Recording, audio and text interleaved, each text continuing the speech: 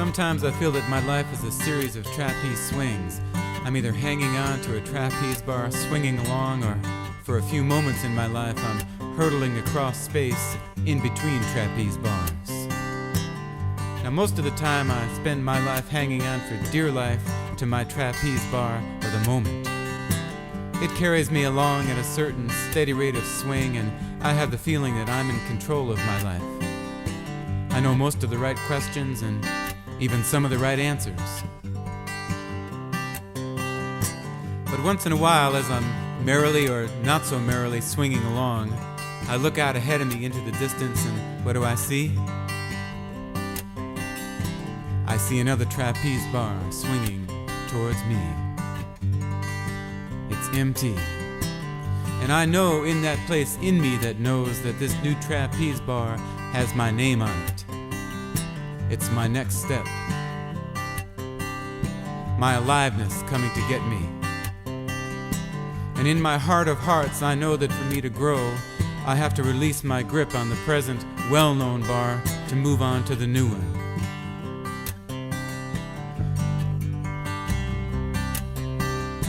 Now, each time it happens to me, I hope, no, I pray that I won't have to grab the new one. But in my knowing place, I know that I must totally release my grasp on my old bar, and for some moment in time, I must hurtle across space before I can grab onto the new bar. And each time I'm filled with terror. It doesn't matter that in all my previous hurdles across the void of knowing, I have always made it. Each time I'm afraid that I will miss, that I'll be crushed on the unseen rocks in the bottomless chasm between the bars. But I do it anyway. Maybe this is the essence of what the mystics call the faith experience. No guarantees, no net, no insurance policy. You do it anyway because somehow to keep hanging on to that old bar is no longer on the list of alternatives. And so for an eternity that can last a microsecond or 1,000 lifetimes, I soar across the dark void of the past is gone, the future is not yet here. It's called transition. I have come to believe that this is the only place that real change occurs. I mean real change, not the pseudo change that only lasts until the next time my old buttons get punched. I have noticed that in our culture, this transition zone is looked upon as a no thing, as a no place, between places. Sure, the old trapeze bar was real, and the new one coming towards me, I hope that's real too. But the void between, it's just a scary, confusing, disorienting nowhere that must be gotten through as fast and as unconsciously as possible. What a waste. I have a sneaking suspicion that the transition zone is the only real thing, and that the bars are illusions we dream up to avoid the void where the real change occurs. Now, whether or not my hunch is true, it remains that the transition zones in our lives are incredibly rich places. They should be honored, even savored. With all the pain and fear and feelings of being out of control that can accompany transition, they are still the most alive, growth-filled, passionate, expansive moments in our lives. And so transformation of fear may have nothing to do with making fear go away, but rather giving ourselves permission to hang out in the transition between trapeze bars. Transforming our need to grab that new bar is allowing ourselves to dwell in the only place where change really happens. It can be terrifying. It can also be enlightening. true sense of the word. Hurtling through the void, we may just learn how to fly.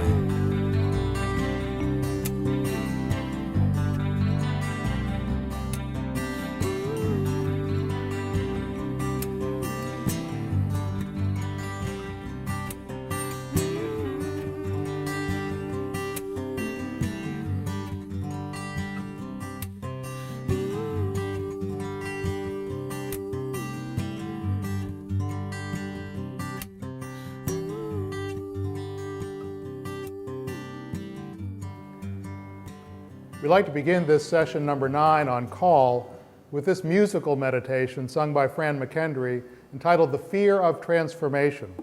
I'm guessing some of you can relate to that image of the space between trapeze bars. Anthropologists call that liminal space, which suggests a threshold, limina, between places, where you have perhaps in some sense left the past, but the future is not yet in focus. Biblically, that space is called the wilderness. And it turns out that is where God repeatedly seems to want to lead God's people, because it is in the wilderness, that liminal space, where for various reasons we are most able and receptive to hearing God's voice and God's call for us. And God's call for us is the question we want to engage in this session. In Servant Leadership School, we understand this issue of call to be one of the central questions of every human life, at every stage of life. It is a question we want to keep asking. What is the call? What is the gift? What is the particular purpose for which God has brought you into the world? What is the particular role you are to play now, in these circumstances, in this moment of your life? Now, one way to get at it is to think about this question. What has your entire life prepared you for? What has your entire life up to this point prepared you to be and to do? The issue of call is a living question, one that evolves and unfolds as we move through the stages and seasons of our life. But we believe this issue of call always remains a central question at every stage of life, because to discern and to live out of one's calling is to find the key to the energy, vitality, and joy of life. To discover and rediscover once again who we really are at the level of soul, what our life is about, and what we are really meant to be and to do. When we find and follow the direction of our call, God's deep purpose for our life, we find our deepest fulfillment, and in a very real sense, we find ourselves. This is why call is a central concern for all true religion in the original sense of the word. The original root of the word religion, religare, means literally to reconnect. Ligare is the root of the word ligament. Religio, religare, is about reconnecting what has been somehow disconnected, remembering what has been dismembered, reconnecting to our true self, beneath the masks and personas, to our own soul, and to the deep life within us. That is what call is about. Now, I hope this isn't sounding too ponderous, because call does not have to be approached as a rigid, formal, religious category, but rather something that is alive and dynamic, unfolding, and takes different shapes and expressions over the course of a lifetime. Maybe a call in the area of work, faith, relationship, lifestyle, service. Maybe a call to do something or a call to be something, a call toward something or a call away from something, a call to change something, to review our commitment to it, or to come back to it in an entirely new way. A call to stay right where we are, a call toward something completely new, or a call toward what we've perhaps dreamt about or dared ourselves to do for as long as we can remember. But whatever the circumstances in which you find yourself, we believe that God does have a call for you and your life. Because basic to the biblical vision, as we understand it, is that God has a dream for our world. That God has a great dream for this world healed, transformed, and fulfilled. And that God has specifically entrusted each one of us with some little piece of that dream. Each and every one of us has been entrusted with some little piece of the dream, some little piece of the puzzle God is putting together here on earth, that God's will may be done on earth as it is in heaven. And as limited and flawed as we may feel we are the instruments through which God is bringing this dream forth. Now, a word of reassurance, in case that sounds too big or too intimidating. You are not responsible for the entire puzzle, just your little tiny piece of the puzzle. You are not responsible for the whole dream, just that little piece of the dream that has been entrusted to you. Now, some people get anxious when we start talking about call, imagining that this would involve taking on massive levels of new commitments, new responsibilities, and all sorts of complications. But actually, the opposite is true. Because when you live in a focused, intentional way out of a sense of your call, that actually has the effect of clarifying and simplifying your life. Because you are ordering your priorities around what is truly important, what is truly essential. You say yes to what is important to your call, and perhaps you say no to that which is not. Living out of a sense of call actually frees you to do that which is truly important to you and leave the rest to others who may be so called. So call is not about you having to save the world. It's just about you doing your little yet absolutely essential part. God has committed some particular work to you, which has not been committed to anyone else. Think about your life, the relationships, the unique experience you bring, the possibilities before you. And be aware that there are acts of love that will never be done unless you do them. That there are words of truth and grace that will never be spoken unless you speak them. Within the particular circumstances of your life, you carry a little tiny, yet absolutely essential piece of the divine puzzle. Call is about claiming the piece of God's dream that has been entrusted to you and to you alone. And every single one of us has been given some good work to do in life. And this good work has both an outward and an inward dimension. It both accomplishes something needed out in the world, and it also completes something essential in us. Gordon Cosby puts it in these words. He says, "Vocation has the element of knowing that if you respond to this call, you are being faithful to your own soul, to your inner being, and you are profoundly enhanced by it because it touches your deepest nature. When call is heard, your own deep purpose converges with some need out in the world and intersects it in such a way that you have the sense that you were born for this." And who knows, perhaps we are actually born for it. You remember in the Bible when God called young Jeremiah to be a prophet. Jeremiah protested. He said, "I'm only a boy. You can't possibly be calling me. I'm too young." And God told him, "Listen, don't tell me how old you are. I made you. Before I formed you in the womb, I knew you. And before you were born, I called you." And who knows, perhaps the basic call of our life is in us from the time of our birth, somehow imprinted upon us from the beginning.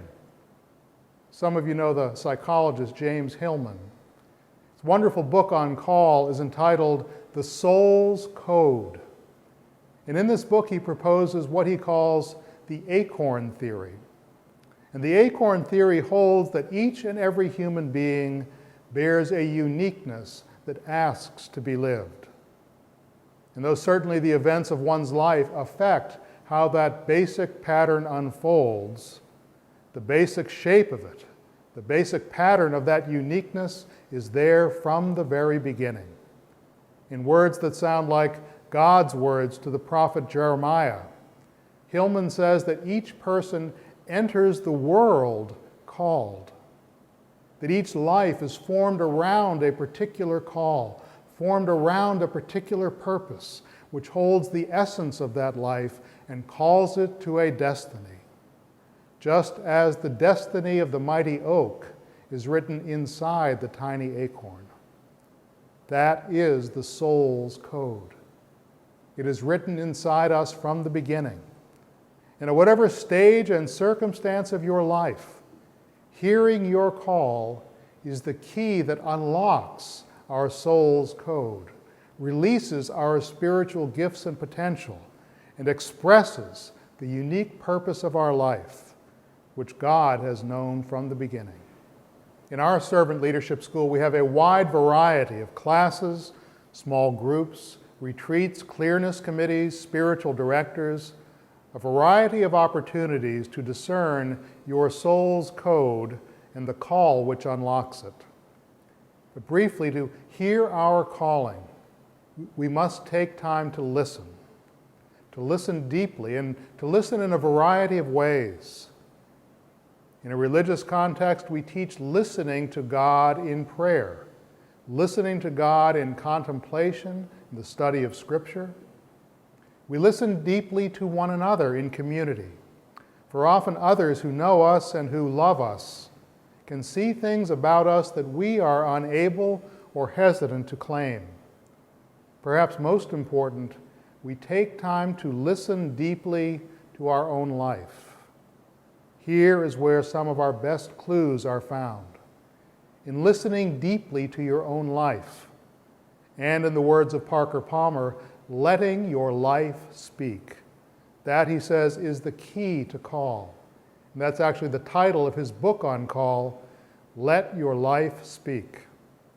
In the first half of his life, Palmer says he had terrible struggles around this issue of call, because as he puts it, he was wearing other people's faces.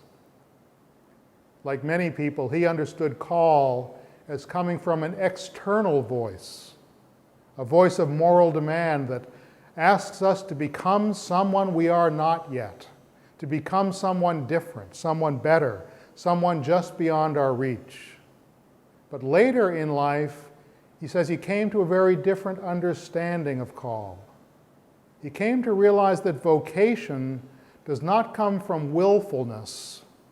Rather, it comes from listening and willingness, being willing to receive. He says, call is not a goal to be achieved, but rather a gift to be received. So before you tell your life what you intend to do with it, take time to listen for what it intends to do with you. Here is where you will find the best clues to the call that God has planted in your soul. In listening deeply to your own life, in listening to your deepest desires, your consistent yearnings, your pain, your passions, your dreams, in what really moves your heart and stirs your soul. If you take time to listen, you will find that God has given you all sorts of clues. And so, says Palmer, the deepest vocational question is not, what ought I to do with my life? It is the more basic and demanding, who am I? What is my true nature? And what has the experience of my whole life prepared me for? Discovering call does not mean scrambling towards some prize just beyond my reach, but rather accepting and expressing the treasure of true self I already possess, because God has planted it within me. You've probably heard the Hasidic tale that says it so well. Rabbi Zusha, when he was an old man, said, "In the world to come, they will not ask me, 'Why were you not Moses?' They will ask me, 'Why were you not Zusha?'" Listen deeply to your life and let your life speak. For in doing so, you will hear God's particular call for you, and your life will speak the unique word God created you to express in the world. And so I invite you now to turn to your reflection questions for session 9 and take a few minutes to reflect on this matter of call from sort of a big picture perspective. What is the basic call of my life?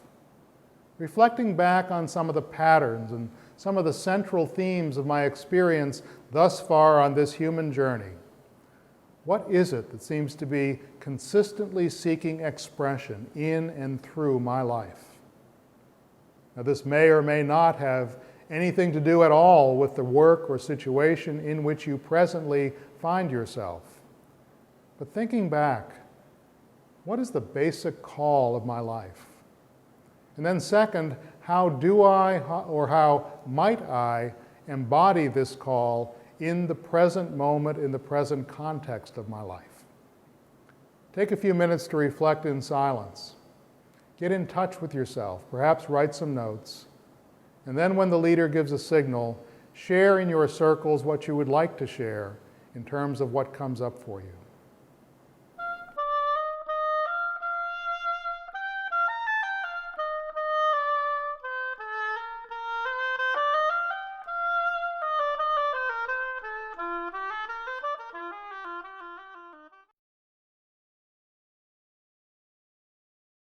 Now, getting more deeply in touch with yourself and with your life experience is indeed an important dimension of call in the biblical sense. However, we might say that is the softer part of call. The harder part of call is the call to a new kingdom, to a new paradigm, which means in some sense leaving Egypt, leaving what Brueggemann calls the dominant consciousness, breaking the cultural trance, and leaving the power over paradigm with its related cultural addictions, and making a journey, usually with other people. It's very hard to do this alone. Making the journey to that new life, that new place of freedom God promises is there for us. Learning to recognize those key issues that keep us in bondage, those forks in the road that Jesus revisited in his 3 wilderness temptations, and having specific spiritual practices that enable us to stay on the way God has shown us, trusting in a new and only partially known way of being, which is a journey of faith and trust. Now, we find it helpful to distinguish between specific call and general call. You've just been reflecting on your specific call, your own unique and personal sense of calling in life. But in a biblical context, every authentic call from God will include these 3 general features. First, it will be a call to communion, ever-deepening intimacy, ever-deepening connection with God, plugging more deeply into that divine source from whom all good things and good works come. Second, it will be a call to compassion, awakening the heart to reflect both God's and our own deepest nature, embodying the compassion and love that was the central reality of Jesus' own life and teaching. And third, it will be a call to co-creation. God wants to work with you, in you, and through you to accomplish some divine purpose, even if you feel personally inadequate to the task, like Moses did. God is calling you to serve a divine purpose, not all on your own, but to work in a co-creative relationship as an instrument through which God is able to complete the work of creation and fulfill God's dream for the earth. I want to show you a video clip of Gordon Cosby speaking on this subject of call. Gordon is one of our teachers and a great inspiration to us. The video is not professional in quality, but if you can decipher Gordon's Southern Virginia accent, I think this piece serves as a pretty good summary of the servant leadership course thus far. I think the best way to get at the issue of spirituality and action, which is what we ought to be working on today, is around the notion of biblical call. It seems to me that this is the central issue that all of us need to be working on all of our lives. Call is evolutionary. We never get it once and for all. It's a matter of understanding what God's call is for us at every stage of the way. It's an issue that I have to be working on now, 40 years after I started with the work that I've been engaged in Washington for 40 years. But the question is, what is my call now? What is it that God is calling me to be and do now? And how do I bring all of the resources of my life in its totality to bear now upon the issues of the kingdom of God, and how can I be faithful now?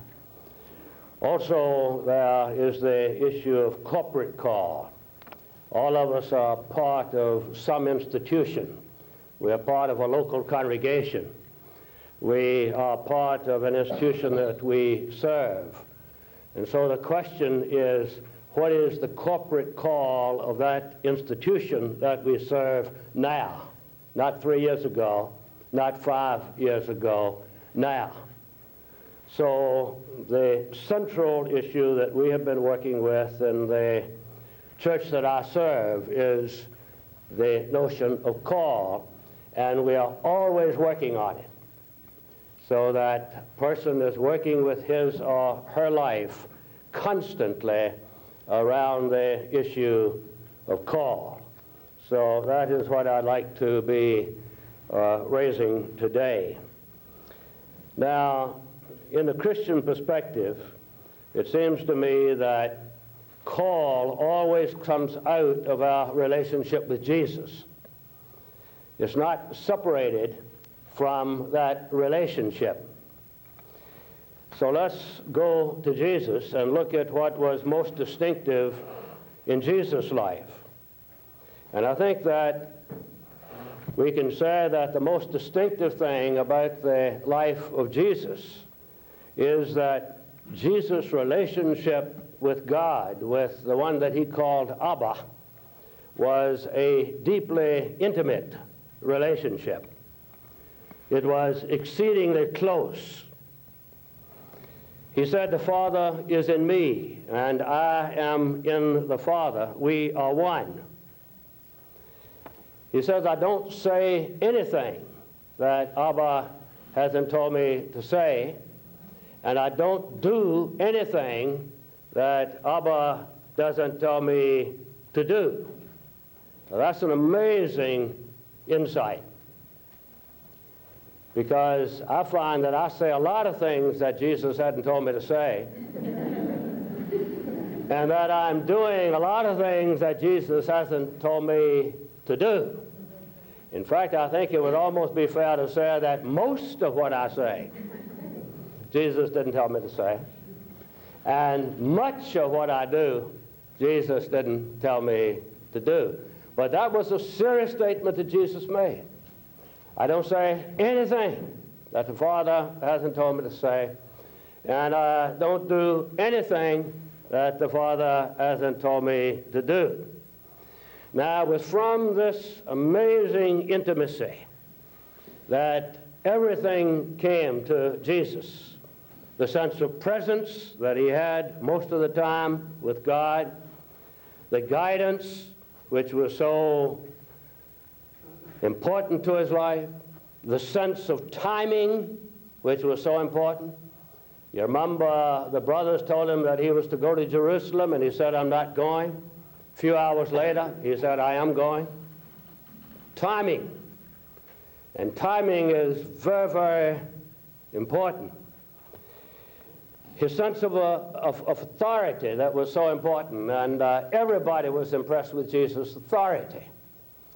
He didn't speak as the scribes.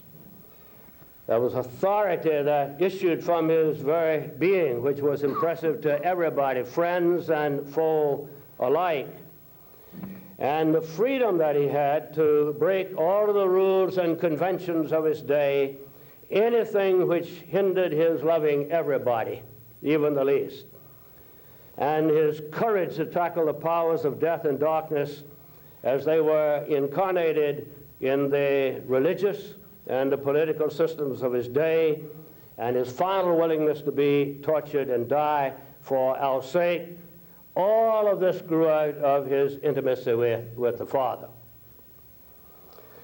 Now, the promise is made to us that we can have with Jesus the same quality of intimacy that he had with Abba.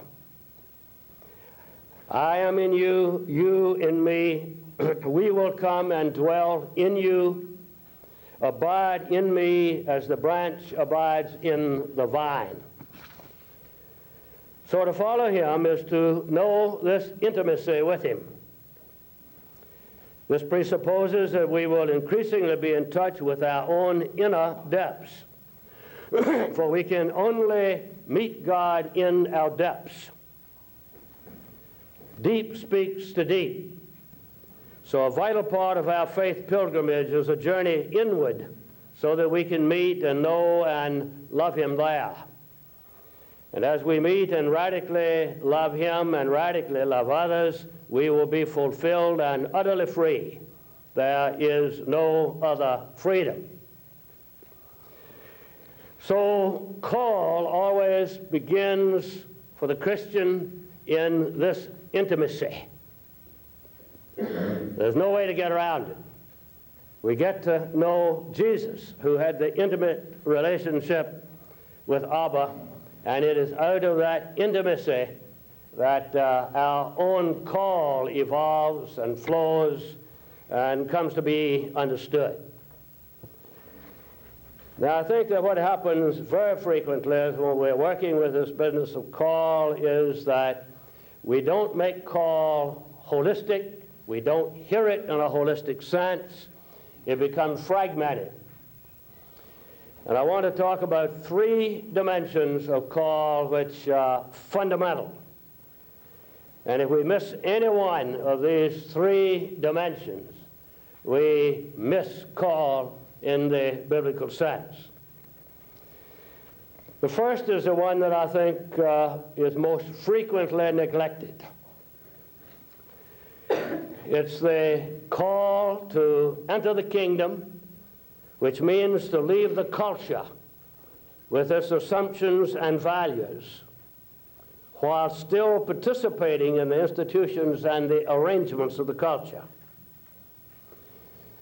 It's a transference from what Brueggemann calls the dominant consciousness, from the kingdom of darkness, from the kingdom of this world to the kingdom of light. Jesus says, my kingdom is not of this world. And so it is a matter of breaking with the culture and with what Michael Crosby calls the cultural addictions. We are so addicted, he says, that our most common defense is denial. The addicted alcoholic who has come to his or her senses finally ceases the denial and says humbly, I'm an alcoholic, and proceeds with the radical steps, 12 of them, to break loose from the addiction. And he or she comes finally to know that there can never be any toying with the addiction. One cannot take one drink without starting the downward spiral.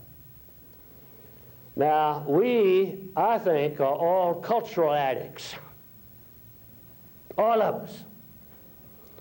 And the problem is that we deny that we are cultural addicts, and therefore we don't have a prayer of a chance of breaking the addiction. We as members of the kingdom of God, through faith in the power of the resurrected Christ, have been inwardly transplanted, so we profess from the culture, while still living in the institutions and the structures of that culture. And we are affected every moment by the isms of the age. We breathe in the ideology of the nation and of the groups of which we are a part. But what we say happened is that there came a moment of deliverance. We were able to see that we were doomed for destruction in the realm of darkness, embodying in our own inner consciousness the same cancerous thinking and attitudes of the society which is on its way to perdition, just as the drug addict is on his or her way to destruction. For a moment, we saw it. We admitted our addiction, and helping hands of the community were there to help us. And then we took our first cultural drink, and the second, till we were back in the addiction, but in this case, worse off than we were before, because now we are claiming to be free from it, because we met Jesus. And we are now belonging to Jesus, but we are still in the addiction, but thinking that we are free from the addiction. We claim to belong to Jesus Christ, who inaugurated the new kingdom, while living in the old cultural addictions.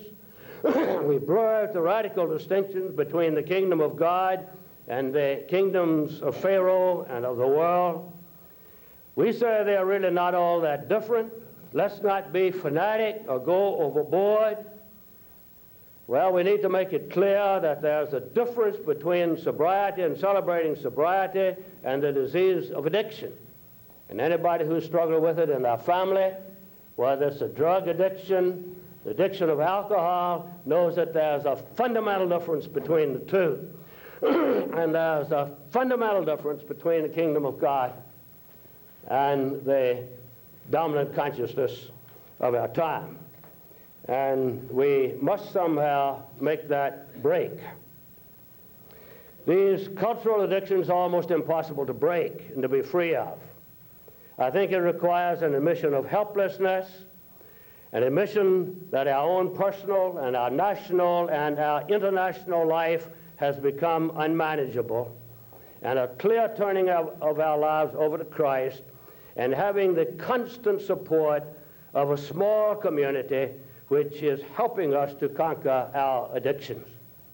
We have a person who is working in a little bakery of ours, and he's an alcoholic, and he goes 3 times a day to a meeting of AA. And without going 3 times a day, he can't make it. Now, the time may come when he can be less frequent. But I would say that it is almost impossible for a person going to church 1 hour on Sunday in a service which oftentimes is a service which reinforces the dominant consciousness, and with the pastoral support that he or she gets, that is not sufficient support for a person to make the break from the dominant consciousness. There must be a deeper level of support if this is going to take place. I'm saying that there's a difference between the kingdom of God and the kingdoms of this world, and there must be a clear break, which is so clear and intense that there is a sense of outrage against the kingdom of darkness from which we have been delivered. Now, I won't describe that kingdom anymore, but I would say that it deals clearly with power and with possessions and with prestige and status. And these are the issues that have to be dealt with. Power and possessions and prestige, and the power and the way we conceive power and possessions, the whole meaning of money. Money is the strongest drug in America. And there is very little capacity to break from it. One of the missions in our church is concerned with working with very wealthy people, trying to help them to break the wealth addiction and get free from the burden of their money. And you talk about denial. We have more denial with those people than we have with the alcoholics that we are working with. And so these are the issues that must be dealt with. But I'm saying that the whole issue of call is a call to a new kingdom. And usually we make this very personal as to whether we've accepted Jesus as Lord and never talk about these two kingdoms at all.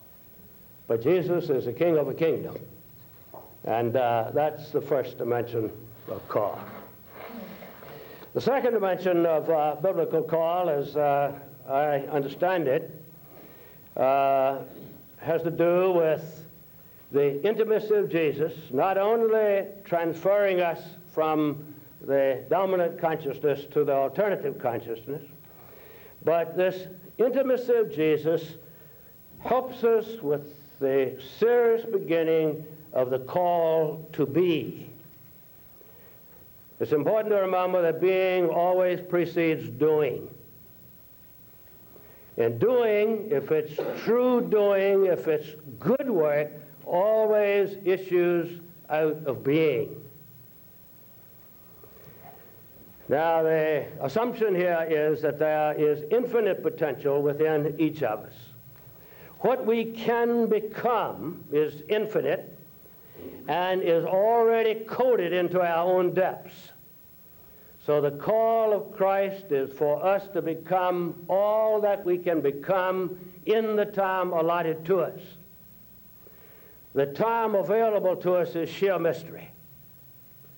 Whether we have a few hours, whether we have a few days, whether we have a few decades, nobody knows. It is sheer mystery. But the ultimate sadness is to fail to become what we were destined to become. The possible was never actualized. We finished our stay.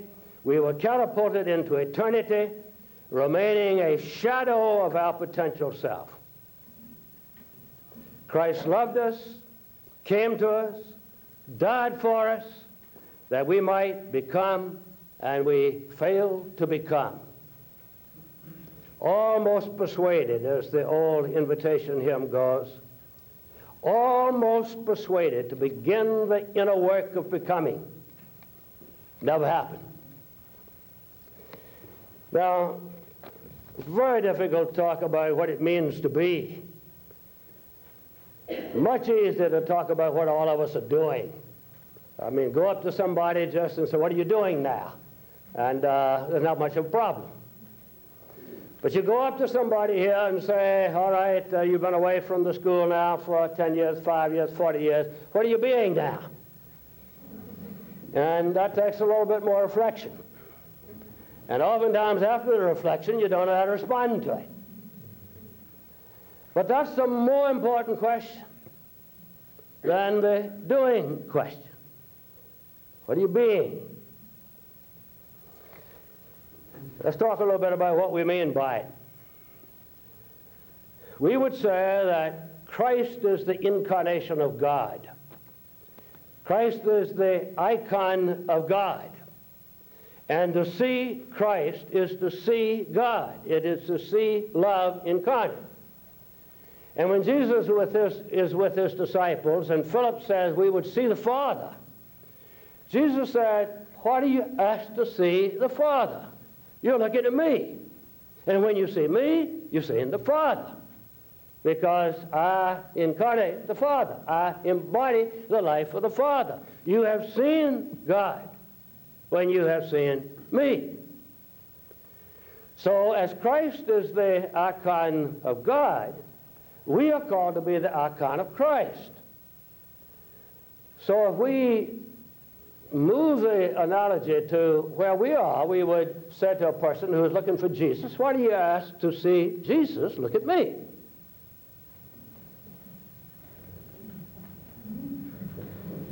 Now, most of us wouldn't dare that.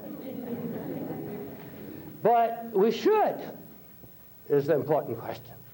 Because they'll never get to Jesus unless they see the incarnation. And we usually say, don't look at me. Jesus is great. But don't look at me.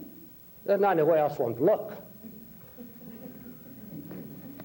So Jesus is the icon of God, and we are called to be the icon of Jesus, to have become inwardly transformed in this whole being business of becoming love incarnate, mercy incarnate, forgiveness incarnate. And I can't tell you how many people I know who've been at this thing for 40 years, and you scratch them just a little bit, and they can't forgive you if you do anything serious to them. I mean, there's a very shallow sort of capacity for love. And we know this about ourselves. If we have any intimations of our real inner life.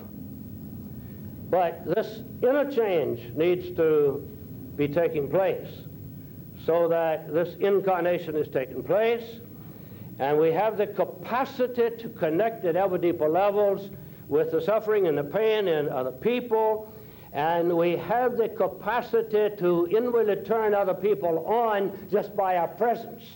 So what are you doing for somebody? You're being with them.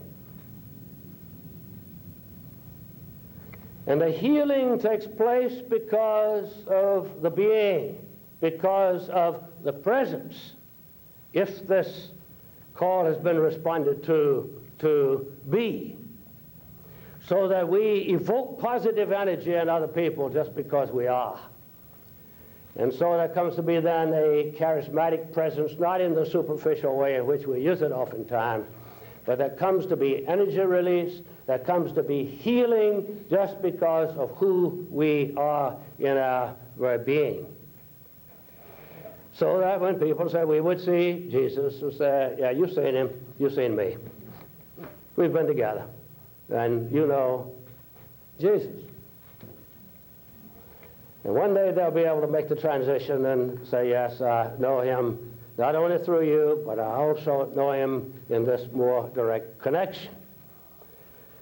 Now, this incarnation and this being love always moves into a servant posture. Servant posture. One who is more energized by a menial act of washing feet than by the assumption of power over other people. Servanthood. And once again, we talk about it, but to find the person who is a servant in his or her being, so that this is what energizes rather than all of the stuff that normally energizes, which has to do with power, recognition, prestige, so that that stuff has no power over us, but the stuff that energizes us is the servant bit.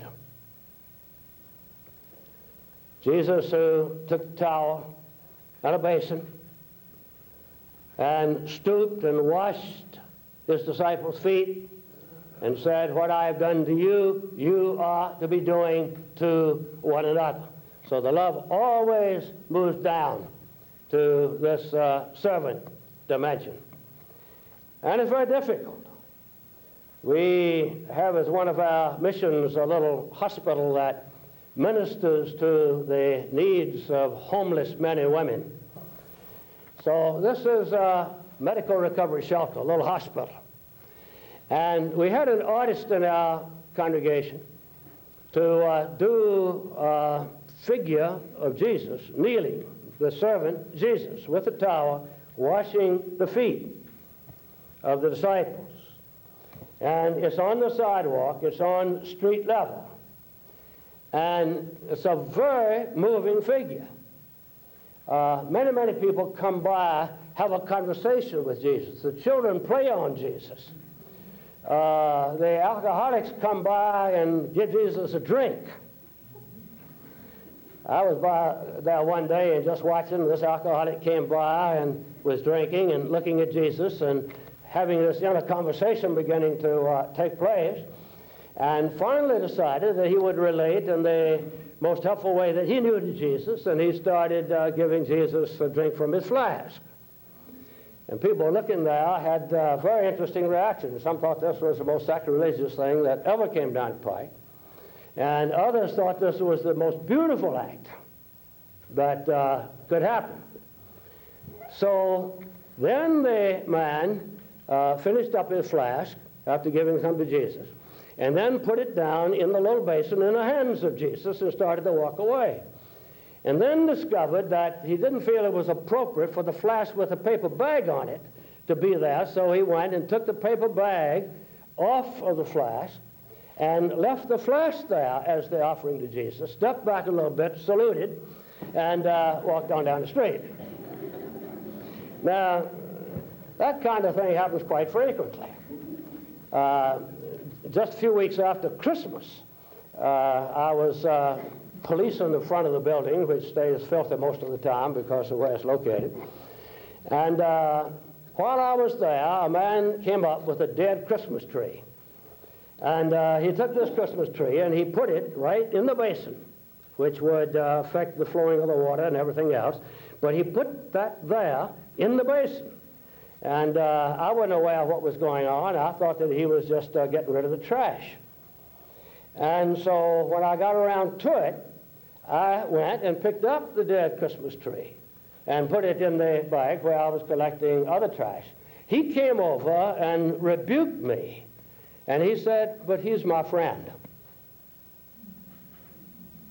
And I said, "Well, he's my friend too." And then I put the tree back in the basin and stopped that part of my cleaning operation. So it's a very powerful figure, like for you see it sometime when you come to Washington. But let me tell you the criticism. The one criticism is that the figure is too vulnerable. It should not have been at street level. Shouldn't have been at street level. It should be up. Now, that is what inwardly I think we have to overcome. How do we become vulnerable? How do we get down at that level, really, within our own hearts? So we're talking about the incarnation of love. We're talking about that assuming the servant shape. Not an occasional servant act, but that we become servant people and persons.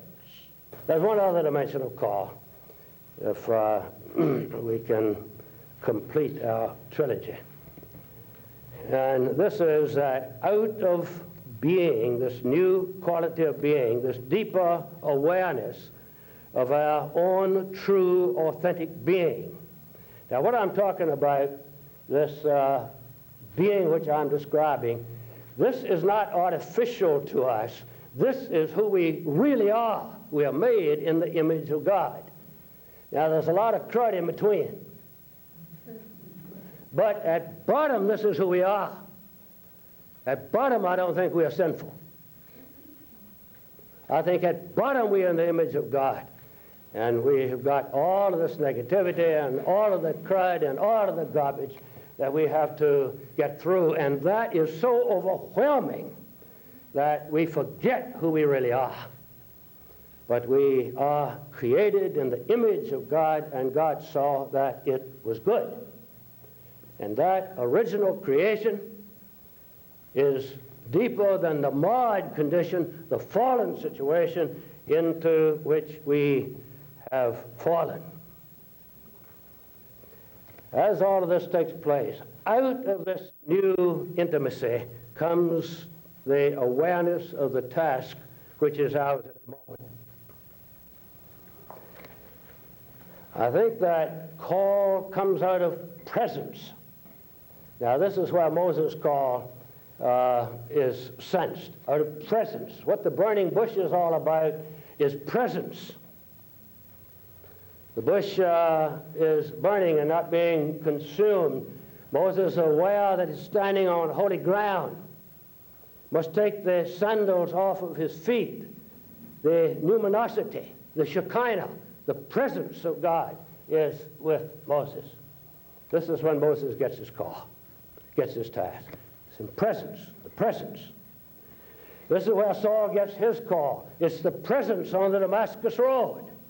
And we said, well, I've never seen a burning bush, never had a blinding flash of light on the Damascus Road.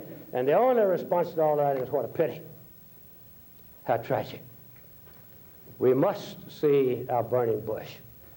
We must have our blinding flash on the Emmaus Road and have our hearts to burn within us as Christ walks with us by the way. These are not unusual experiences. These must become normative experiences. Now, there's another connection that I would like to make, and that is that the presence for Moses, the presence for us of Jesus, I think is always connected with our capacity to feel our own inner pain and the pain of the world out yonder. So it's presence and it's connection with pain and grief.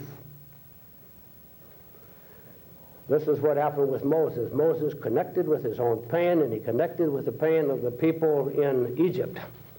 But first, let me just say a word about grief and the importance of it, because I don't think you can get hold of call without it. If we are in touch with our own inner lives, this whole business of spirituality, then we are aware of much inner pain and grief. And I would just remind us of what we already know, that the grief in this room is immense. The causes vary. We're homesick. We can't manage to be full at home anywhere, and so we grieve for home. We've always wanted that deep, fulfilling, overwhelming relationship. We enjoy a few friends, but that overwhelming relationship was never given. And it looks now as if it will never be given. When we were younger, we thought it might happen. Hadn't happened in the way in which we wanted it. The longing now is covered with doubt and cynicism. We've tried to give it up, but it won't go away, and we grieve. We pictured our lives flowing from stage to stage, gathering a momentum of freedom, great accomplishment, new creativity, feverish excitement. But as time has passed, we have touched deep inner flaws within our own personalities, which have immobilized us. We have been attacked by crippling and sometimes fatal illnesses. Friends and relatives of a lifetime have been stricken and taken from us. We've been betrayed by those who promised to love us forever. The ideal image of who we were to become and the present actuality with which we have to live is mortifying, and we grieve. Or we took on children, or the homeless, or the ill. We took on the system because we felt the pain of poor people here and around the world. We longed to change the system. We hungered and thirsted for righteousness. We struggled with it for years, but our child is in trouble. Somehow she couldn't even make it in a social way. All that we had didn't get through. She's in legal trouble. She's broken the law. We grieve. And perhaps she's making it well, but there's no openness to the Spirit, the only world that we think is real. And we grieve. We took on the cause of peace, and there's so little peace, and we grieve. And ever since we were children, we prayed that the kingdom would come. And so we prayed that prayer millions of times. And the kingdom that we have prayed for is delayed, and it's coming. And it doesn't seem as close to us as it did when we started praying. So we grieve. Well, you make your own list. I can make mine. But every person here who is in touch with his life is grieving. It may be a dull ache, but it may be acute. But the presence and the capacity to feel the pain come together. And we can feel our inner pain, and when we can be in touch with our inner pain, at last we can touch the outer pain, which is out yonder, and so terrible that we cannot really let it in until we can let in the inner pain of our own lives. But one day that happens. Moses spent 40 years getting ready for that moment when the bush was burning. It was a long retreat. He tried it earlier and he wasn't ready. But then he was ready. And he was able to sense that pain, his own pain at a new level. And God came to him who said, listen, I have heard the pain of the people in Egypt, your people, who are enslaved. I want you to go to them. So the way God gives call is for God to hear the cries of pain somewhere out there in the world, some segment of it, and then he works with you and with me to get us to the place that we'll be open to the presence and can feel our pain and therefore can connect with our pain. And that's the way God gets us to the pain. That's the way the call comes. Now, when that connection is made, it's not always easy. Moses didn't say, hip, hip, hooray, it's wonderful, I can feel the pain. And God, I just can't wait, and thank you that the time has come. You know, that's not really what he said. He said, God, you know, I think you got hold of the wrong man. And I think your strategy is no good. Because I was raised in Pharaoh's household, and you're telling me to go back to Pharaoh, and Pharaoh, you think he's going to let the people go? Not a chance. I know Pharaoh. And God says to Moses, listen, Moses, don't you tell me about Pharaoh. I was the one that got you into Pharaoh's household. You were a puking little baby in a basket out in the bulrushes. And I got you from that basket into Pharaoh's household just so you would know enough about the dominant consciousness and the Pharaoh kingdom in order to go back and begin to confront the system. And you get on over there and quit arguing with me. And this is the way I think God comes to us. And he gives us, she gives us the strategy, the capacity to connect. And we say, listen, God, these problems that you are asking me to think and to work with are far beyond my capacity. I've got a very poor self-image of myself, and after listening to you, the image is getting lower.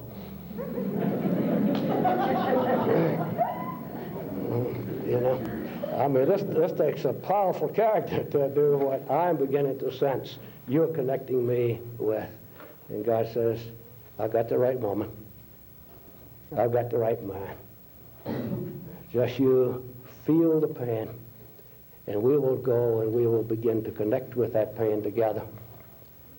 And my power will flow in you, and my resurrection appearances will continue to come to you. And the power of Pentecost, which is a supernatural power, will flow. And we'll move on toward the culmination of the whole creation, when every knee shall bow and every tongue confess that Jesus Christ is King of Kings and Lord of Lords.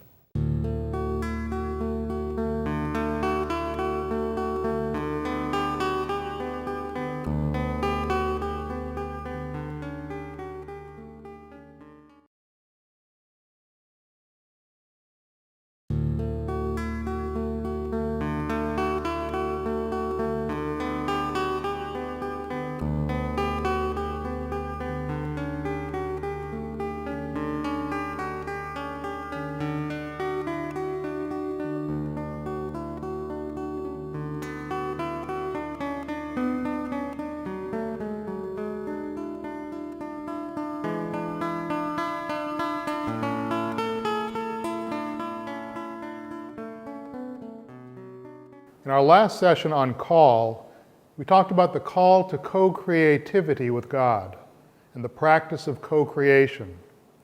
The biblical understanding is that we are the instruments through which God continues to work in the world, that we are, if you will, the only hands Christ has in this generation to accomplish his purposes in the world. So I want to begin with this session with a little meditation on hands by Edward Farrell. I invite you to sit comfortably in your chair, feet on the floor, back comfortably straight, with your eyes closed or in a soft downward gaze. And for this meditation, allow your hands to rest in your lap with your palms up. And become aware of your breathing. And allow the rhythm of your breathing to touch and relax any points of tension you may notice in your body. And allow your breath to gently lead you to your center. And become aware of the air at your fingertips. Become aware of the air between your fingers and on the palm of your hand. And take just a moment to feel and experience the fullness, the strength and maturity of your hands. Think of your hands, what they feel like and look like. And now think of the most unforgettable hands you have known. Perhaps the hands of your father, your mother, a special grandparent. Try to remember the oldest hands that have rested in your hands. Think of the hands of a newborn child, your own child, or perhaps a grandchild, niece, or nephew. Think of the incredible delicacy, beauty, and perfection in the hands of a young child. Once upon a time, your hands were that same size. And think of all that your hands have done since then.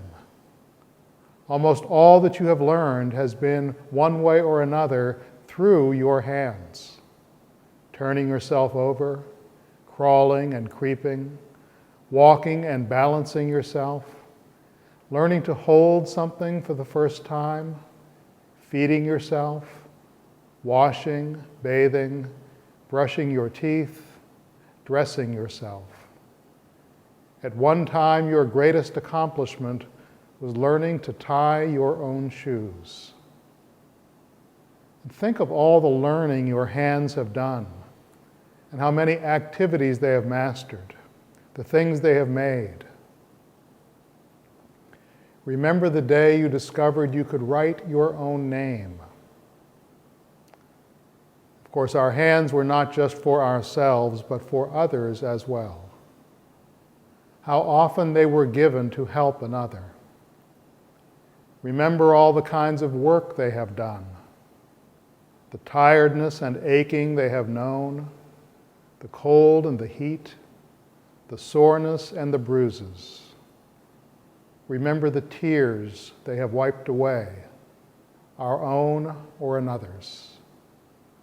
The blood they have bled, the healing they have experienced, how much hurt, anger, even violence they have expressed, and how much gentleness, tenderness, and love they have given. How often they have been folded in prayer, both a sign of their powerlessness and of their true power. Our fathers and mothers guided these hands in the great symbolic language of our hands, the sign of the cross, the handshake, gestures that say thumbs up, or okay, or stop, the wave of the hand in hello or goodbye. There is a mystery which we discover in the hand of a woman or the hand of a man that we love. There are the hands of a doctor, a nurse, an artist, a chef, a conductor, an athlete, a priest. Hands and movements of hands which you can never forget. Now, if you will, raise your right hand slowly and gently place it over your heart. Press a little more firmly until your hand picks up the beat of your heart, that most mysterious of all human sounds, one's own heartbeat, a rhythm learned in the womb from the heartbeat of one's mother. Press a little more firmly for a moment and feel it. And then release your hand and hold it just a fraction of an inch from your clothing. Experience the warmth, the energetic connection between your hand and your heart. And now slowly lower your hand to your lap very carefully, as if it were carrying your heart. For in a sense it does. When you extend your hand to another, it is not merely bone and skin. It is your heart that reaches out and communicates as well. Think of all the hands that have left their imprint on you. Fingerprints and handprints are also heart prints, which in a sense can never be erased. The hand has its own memory. Think of all the places that carry your handprints and all the people who bear your heart print. In a spiritual sense, they are indelible and will last forever. Now, without opening your eyes, carefully extend your hands on either side. And if you can, find another hand. And do not simply hold it, but feel it and sense the history and mystery of this hand.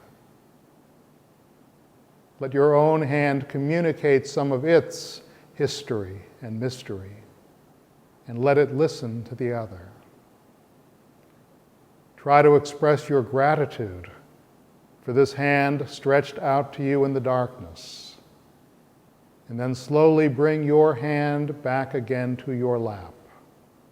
And as you do, experience the presence of that hand lingering upon your hand. The afterglow will fade, but in a sense, that print is there forever. Whose hand was that? It could have been any hand. It could have been his hand. Indeed, in that sense, it was. Ours are the hands with which God touches this world. Christ has no body now on earth but yours. Yours are the only hands with which Christ can do his work. Yours are the only hearts through which his compassion can shine forth upon a troubled world. Christ has no hands now on earth but yours. And so now, with our hearts awake, open, flowing with Christ's own compassion, and connected one to another, whenever we are ready, we open our eyes. This is session number 10, the final session in this introductory overview class. And I think you'll agree that we have covered a lot of territory on this journey. I want very briefly to review and remind you where we have been. Most students find this helpful at this point of the process. In session 1, I introduced you to the breadth of what is understood and practiced under the banner of servant leadership. First, the writings of Robert K. Greenleaf and the work of the Greenleaf Center, focusing mainly on organizational leadership in a secular context. Second, the work of Bishop Bennett Sims and his Institute for Servant Leadership, which began at Emory University as a joint project of the schools of business and theology, and is now located in Western North Carolina.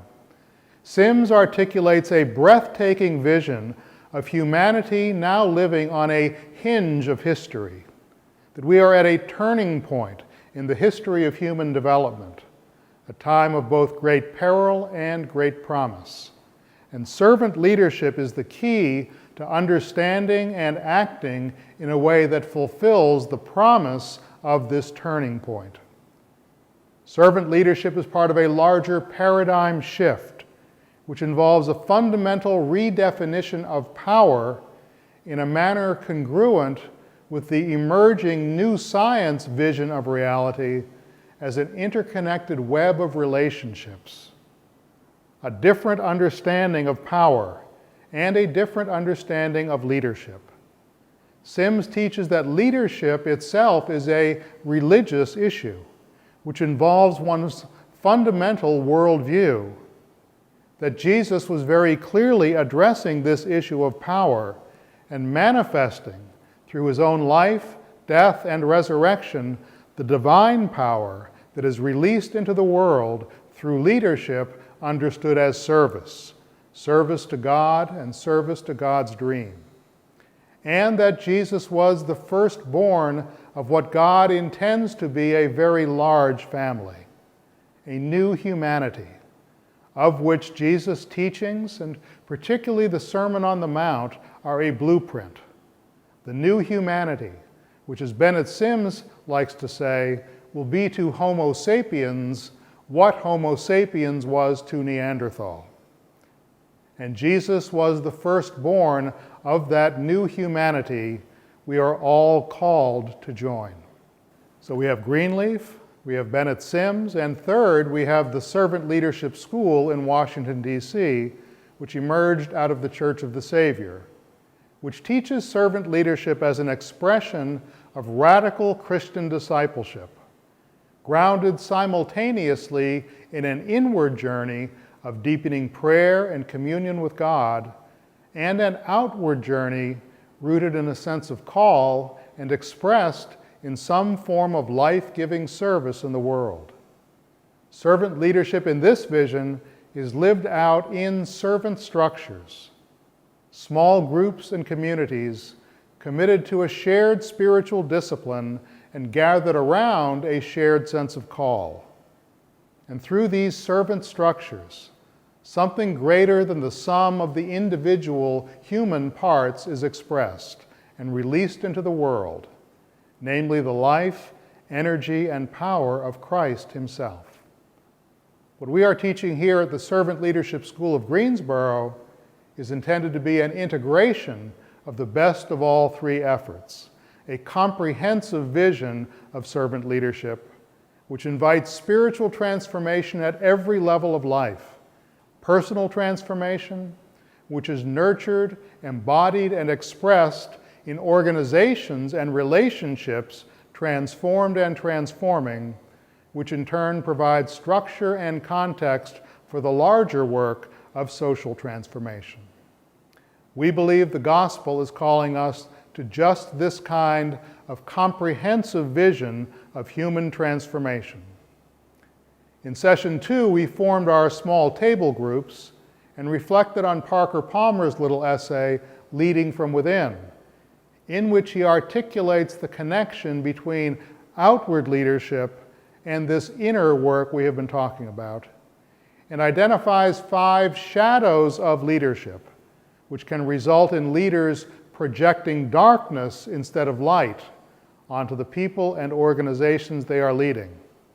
Remember, functional atheism, fear, the assumption that the universe is hostile, the deep insecurity which deprives other people of their identities. We would later see these same shadows come up in slightly different language as addictions or compulsions of various kinds. In session number 3, we looked at a graphic representation of a model for the journey inward, which is not the usual model of an upward journey of moral improvement, some ladder of perfection, but rather the downward inward journey of surrender and transformation, a pattern which resonates deeply with the primary biblical patterns of not simply going in from bondage in Egypt into the promised land, but leaving Egypt and wandering in the wilderness and really learning to trust the divine presence before arriving finally in the promised land. And of course, this is the pattern of the Paschal mystery, participation in the death and resurrection of Christ that is at the very heart of our Christian faith.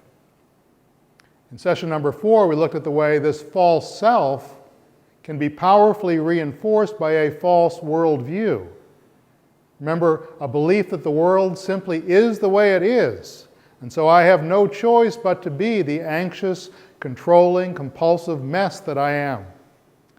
And we explored the ways in which the paradigm shift in the world of science may help us to soften the rigidity of our worldview and begin a shift towards seeing the world in much more graceful, flowing, and relational terms. Specifically, we looked at how lessons from the new science may affect our understanding of leadership and give us a new understanding of the way life, relationships, and human organizations actually work. In session number 5, we connected this issue of paradigm shift with the basic biblical story, the movement from bondage to freedom. Getting out of Egypt or empire, getting out of the power over paradigm, and becoming non-Egyptian people, i.e. the humanity God has had in mind from the beginning. And we identified those 3 issues at the core of every human society and every human personality. This is the handout we have referred to repeatedly, which identifies 3 central characteristics of the Egyptian way of life, the same 3 issues Jesus was dealing with in his temptations in the wilderness, and all human beings continue to deal with, what we called the 3 cultural addictions to power, prestige, and possessions, the 3 Ps, which are also the 3 basic instinctual drives around which every human personality develops: needs for a sense of survival and security, affection and esteem, autonomy and control. Normal and natural instinctual drives, which in the absence of the experience of God's presence can become compulsive and addictive dynamics, leading to emotional programs for happiness that are driven by compulsive levels of fear and anxiety, shame and self-rejection, anger and resistance to life. 3 basic energy centers around which the Enneagram is organized to give us a more precise focus on the particular emotional programs for happiness which keep us stuck in our false self and keep us from becoming the self God had in mind. Then we had a 3-session wilderness experience in which we began working with those 3 emotional centers, beginning to deprogram, if you will, and introduced spiritual practices that can help to free us to reprogram, to reconstruct these areas of life in ways that are more congruent with the life God has in mind for us and longs to share in us and through us. Those are the 3 Cs: communion, compassion, and co-creation. Prayer and the practice of presence, awakening the heart to humanity, and alignment with divine power and purpose. These are practices which help us to become free enough to discern and respond to God's call for us. We looked at the whole issue of call last time in session 9, which brings us to session number 10, and the little quote from the Gospel of Mark, which you should have in your notebook. I invite you to take a look at it. It's a strange little story, one of my favorite healing stories in the Bible, and it comes at the exact midpoint, the very center of Mark's Gospel. This placement is not casual. It is an important story. Then Jesus said to them, his disciples, "Do you not yet understand?" They came to Bethsaida. Some people brought a blind man to him and begged him to touch him. He took the blind man by the hand and led him out of the village. Interesting detail. And when he had put saliva on his eyes and laid his hands on him, he asked him, "Can you see anything?" And the man looked up and said, "I can see people, but they look like trees walking." Then Jesus laid his hands on his eyes again, and he looked intently, and his sight was restored, and he saw everything clearly. Then he sent him away to his home, saying, "Do not even go into the village." You notice this healing of blindness occurs as a process with two parts. First, there seems to be a partial healing. Jesus puts saliva on his eyes, lays his hands upon him, and asks, "Can you see anything?" And you can imagine this blind man suddenly kind of blinking and squinting and trying to adjust his eyes to a vision that is completely new to him. "I think I see people, but who knows? They look like they could be trees walking." Then Jesus lays hands, touches him a second time. And it is after this second touch that his sight is restored, and he saw everything clearly. My experience is that it is appropriate at this moment, as we end this overview class, Servant Leadership 1, to call your attention to that moment between the two touches. Because perhaps in many cases, that is precisely where we find ourselves, in that place between the two touches. Hopefully, over the course of these past 10 sessions, God has touched you in some way. God has opened your eyes in some new ways, and you've caught a glimpse of something, a new possibility, a different way of being. But quite possibly at this point, you can't quite make it out clearly. It has not yet come clearly into focus for you. I think I see something, but it's still kind of fuzzy. I can't quite make it out. Can some of you identify with that place? And so perhaps you are waiting for that second touch, when your new vision will be brought clearly into focus. Metaphorically, is that a context we can work with? I want to suggest that you take a few moments to reflect silently, perhaps make some notes on the back side of that paper, and then spend some time listening to one another around your tables. And the basic question, as you will see on your sheet, is Jesus' question. Can you see anything? After taking this course, doing the readings, reflecting, praying, talking, and listening to one another, how and what do you see differently? What do you see clearly? And what is still unclear, fuzzy, or out of focus for you? Take a few moments to get in touch with yourself. Reflect in silence. And then when the leader gives the signal, share what you would like to share around your tables.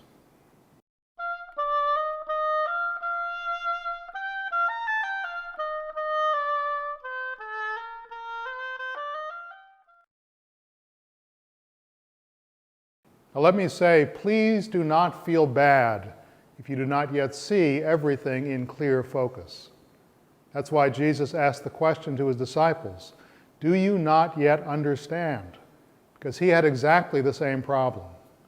Remember, these guys spent a full 3 years with him in Jesus' presence in what we like to call that first servant leadership school. I mean, that's really what it was.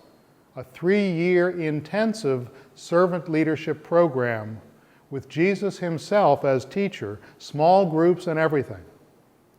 His disciples had a full 3 years walking with Jesus, talking with him, hearing his direct teachings, watching his interactions with people, seeing his miracles live and in person. 3 full years in Jesus' presence, and they still didn't get it. Can you see anything? Do you not yet understand? He asked them. And you wonder if he isn't getting a little frustrated with them. They still didn't get it until after the resurrection. That was the necessary second touch for them. So it is quite appropriate that we too may be waiting for and needing a second touch to bring this new paradigm, this kingdom vision, into clarity of focus. I don't know precisely how or when that second touch will come for you. Our experience is that it sometimes takes a bit of time. And in our school, we offer various structures which allow opportunities for growth, spiritual practice, and communities of support for this ongoing process of transformation. We actually have 6 more full 10-week core classes in which we drill down into the content and practice of the themes we have introduced in this overview. Our core curriculum includes 10-week courses on communion, prayer and the journey inward, community, relationships transformed and transforming, compassion, awakening the heart to humanity, call, discerning our piece of God's dream, money, from cultural addiction to spiritual freedom, and power redefined, the practice of the third way. And generally, these core classes are more oriented toward practice than vast amounts of additional content. In addition to the core classes, we offer a variety of small group structures, what we call Servant Leadership 2, which is a covenant group for spiritual support and accountability for this inward and outward journey. We actually offer a 6-week course called Second Touch to revisit some of the themes of this class in a small group, which includes a retreat and then continuing monthly meetings for support and ongoing discernment. We invite people to call together one-time clearness committee groups to help in the discernment of a particular issue, question, or call a person might be working with. And we have on our website a whole network of spiritual directors available to assist you on the journey. And some people end up in continuing compassion groups or mission groups gathered around a common purpose or a shared sense of call. Now you'll notice an emphasis on small groups.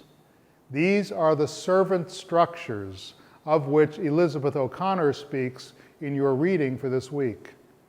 Those glimmering structures prefiguring another world, which teach us that at the center of our lives are the vast storehouses of untapped resources needed for the restoration of our communities and our world.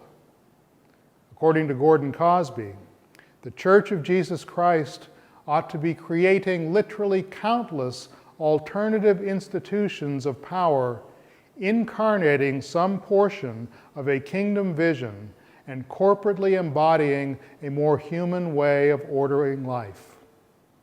Such mission or compassion groups are groups that endeavor to be agents of change in the lives of their members and agents of social change in the world. Many people are interested in personal transformation and in social change, but for so many there is a missing link.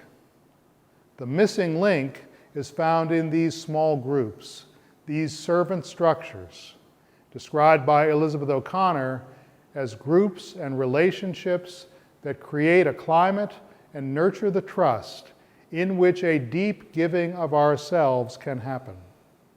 Much more than the confession of our light and our darkness is involved. What is involved is the recovery of love itself, the communion that is the deepest need of every life, the unlocking of that infinite capacity that each one of us has to be a friend and to have a friend. If the pilgrim journey is a journey toward freedom, then the liberating work is the freeing of love in me and the freeing of love in you. Unfortunately, this journey, which is the foundation of the community in Christ, is not well mapped for us, but it is abundantly clear that it is more easily made within a group of 12 or fewer. She goes on to point out that this dream of transforming individuals and societies through small groups is very radical and very old. In fact, it was precisely the dream of Moses, the dream of Jesus, and apparently the dream of God, as witnessed in our Scripture. Servant leadership is a journey of transformation from one realm, one paradigm, one way of being human to another.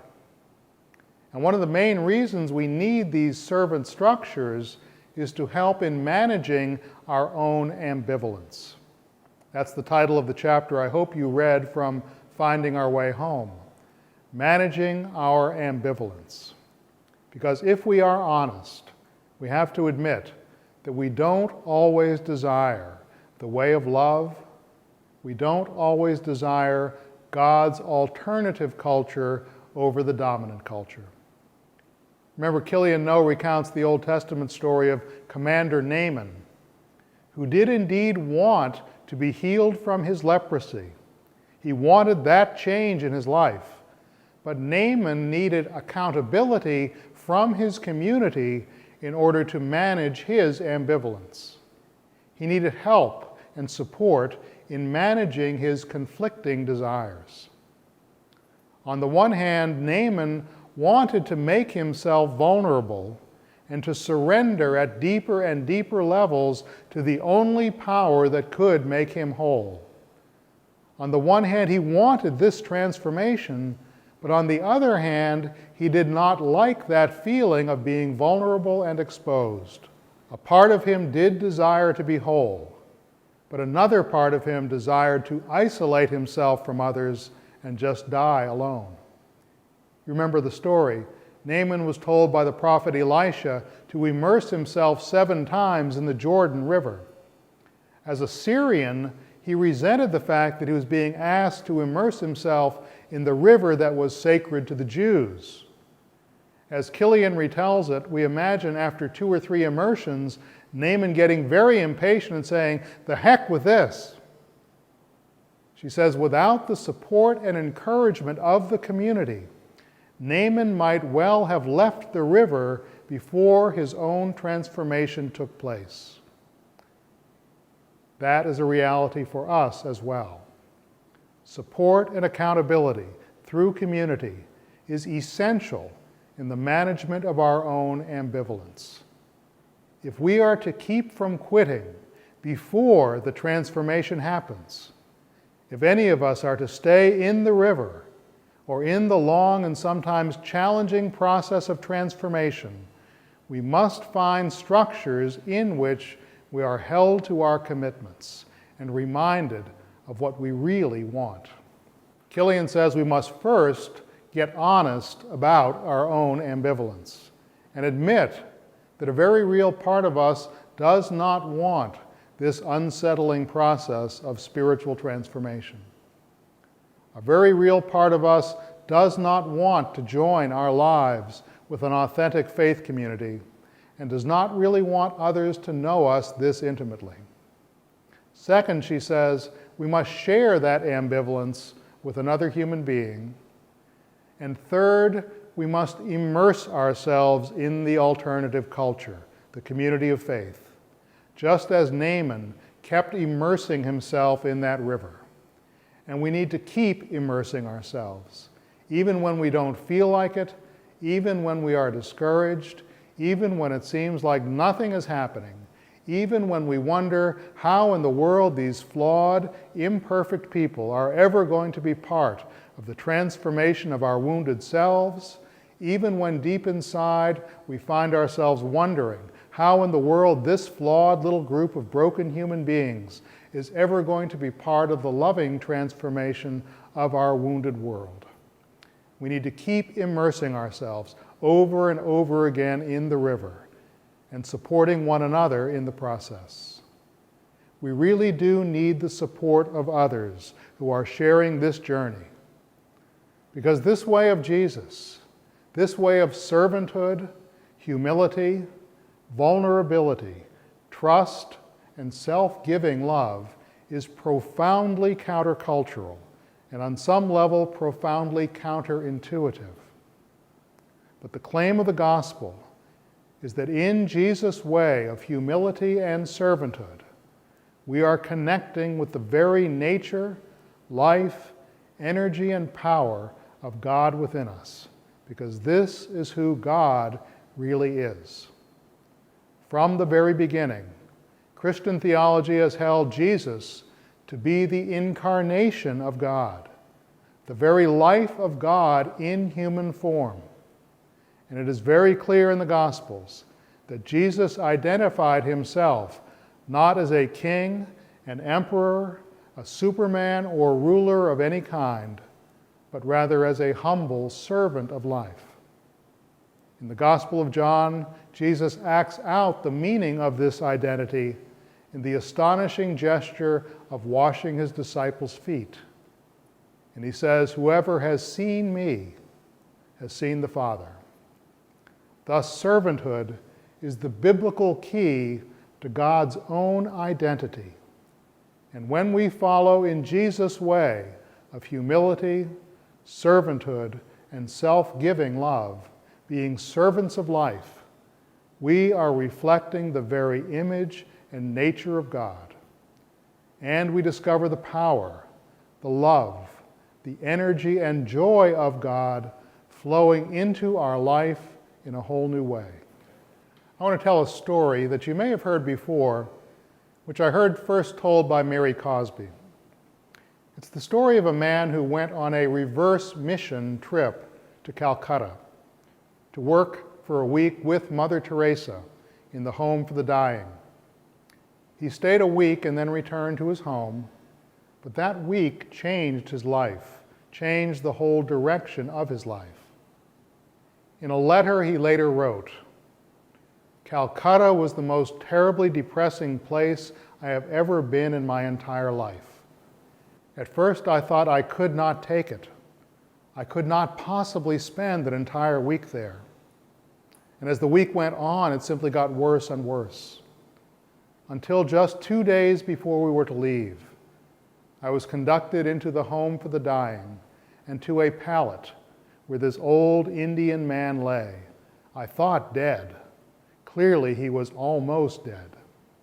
Disease-filled, bug-filled, his palate was absolutely filthy. And these nuns, dressed in white and blue, handed me a bowl of cereal and said, 'You need to feed him this.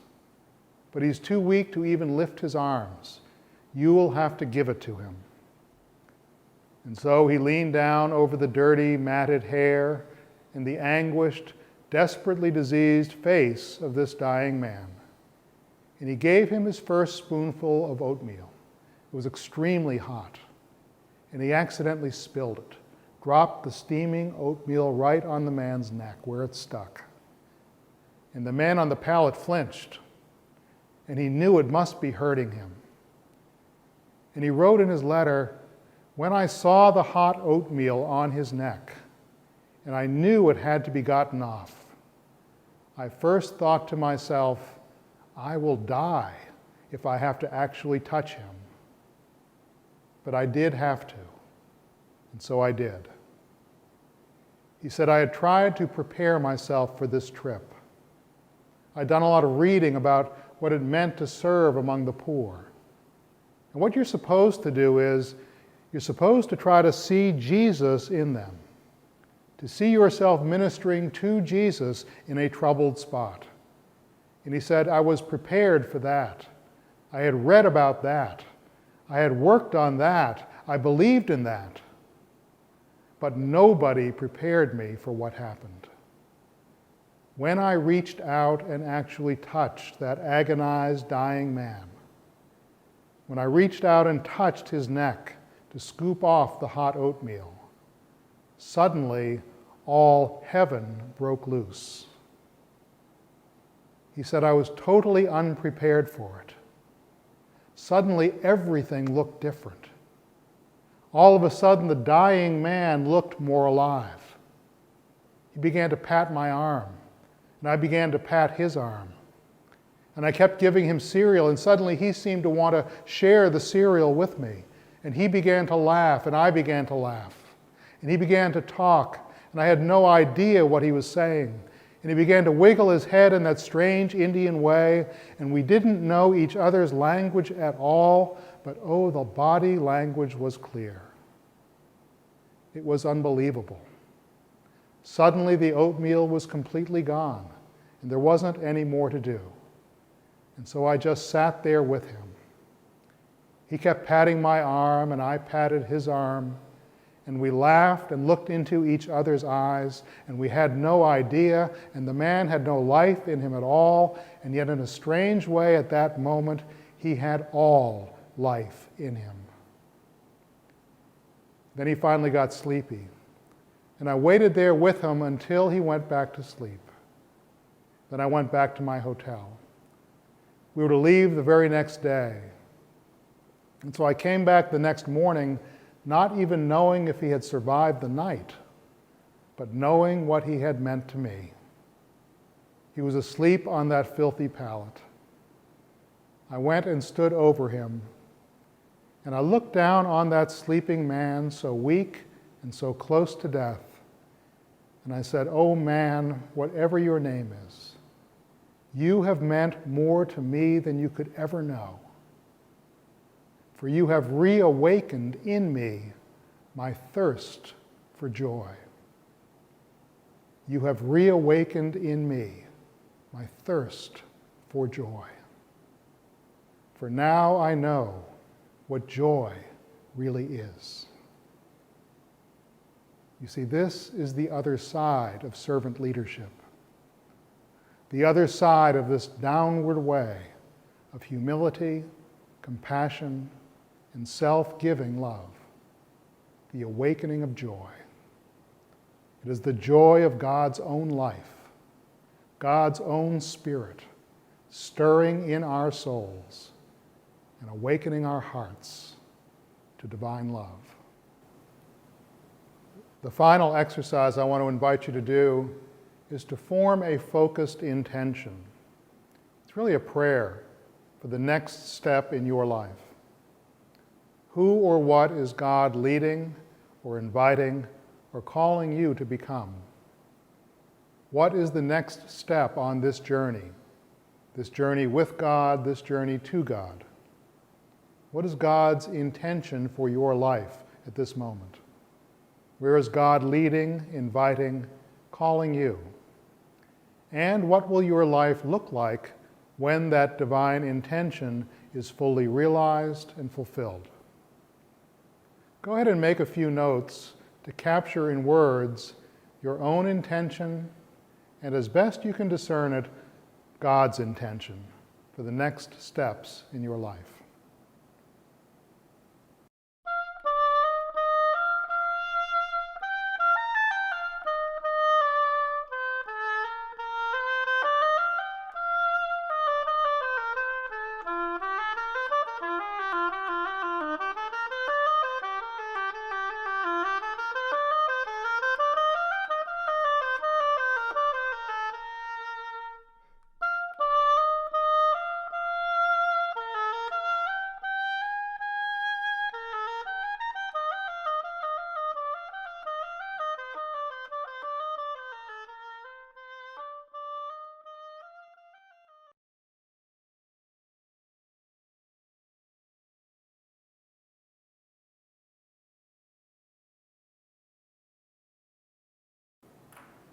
I hope that was enough time to get in touch with your intention, with what we hope is God's intention for the next step of your life. Now, if you read the chapter by Greg Braden on the language of God, I think Braden makes a very significant point about prayer. He suggests that truly powerful, co-creative prayer involves all three centers, the whole of our being. And of course, that is what servant leadership is about the liberation and alignment of all three centers. Braden speaks of prayer as the unity of thought, feeling, and emotion. We would use the language of head, heart, and gut. Thought, feeling, and the quality of instinctive energy that is running the whole system. And down at that gut level, the choices are limited. The energy running our system will either be fight or flight, or some combination of the two, or it will be that third way a felt sense of our connection, participation in this larger unfolding reality of God's good purpose. Braden suggests that the reason people sometimes experience prayer as not working is because they may be praying the words, but on a gut level, they are trapped in a fight or flight mode, and their mind is coming from a place of believing they do not have enough of whatever they are praying for. Braden suggests that prayer becomes truly co-creative when we bring those three centers into alignment, like three concentric circles all lined up. That is the biological circuitry through which divine energy of co-creation flows. And aligning those three centers, he wants us to actually feel in the heart center as if this divine intention has already been accomplished.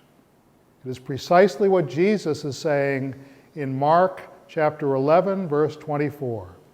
Truly I tell you, whatever you ask for in prayer, believe that you have received it, and it will be yours. Jesus' own words. Whatever you ask for in prayer, believe that you have received it, and it will be yours. And so I invite you to settle into your chair, be present in your body, feet on the floor, eyes closed.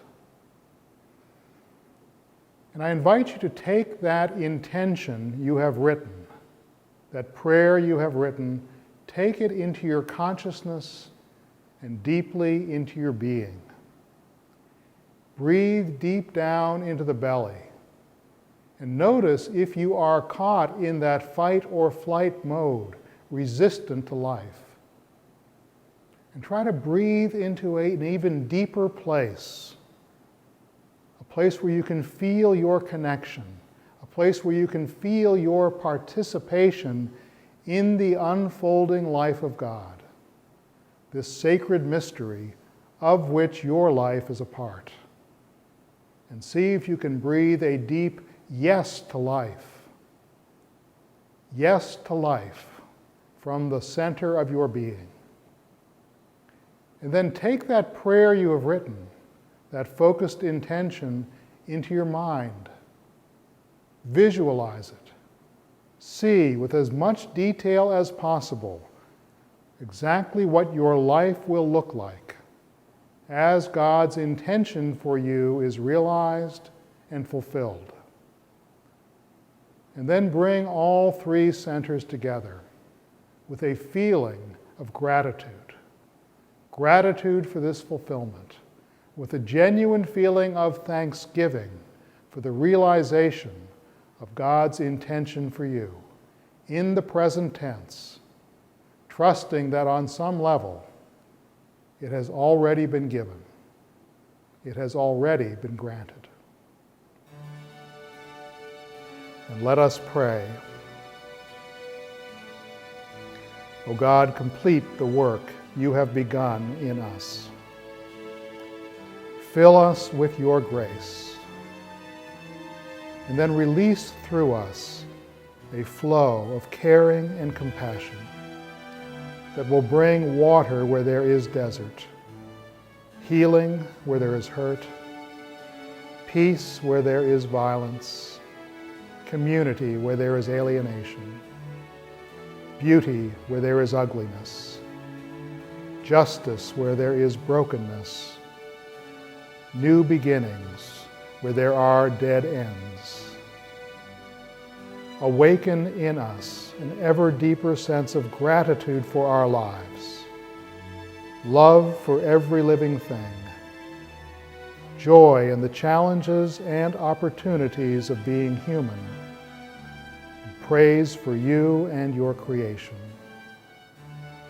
Renew our faith that you are God, beyond our grasp, yet within our reach, past our knowing, yet within our searching, disturber of the assured and assurer of the disturbed, destroyer of illusions and creator of dreams.